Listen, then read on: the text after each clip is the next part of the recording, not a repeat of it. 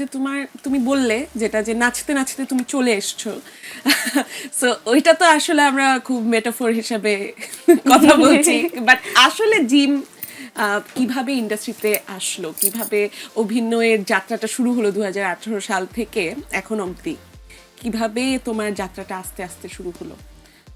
আমি যখন নাচের প্রোগ্রাম রেগুলার করতাম, তো তখন দেখা যেত যে থাকে না কিছু শিশু শিল্পী দরকার হয় অডিশন দাও বিজ্ঞাপনের জন্য।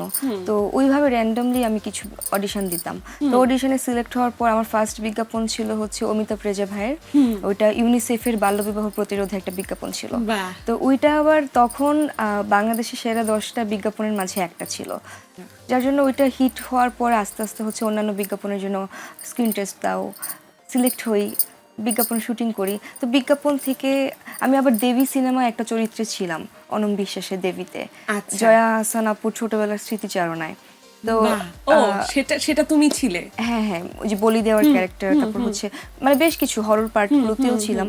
তো মানে যখন স্টার্টিংটা যখন বড় বড় সিনিয়র ডিরেক্টরদের সাথে হয়ে যায়, তখন আমার মনে হয় মানে আমি লাকি আসলে।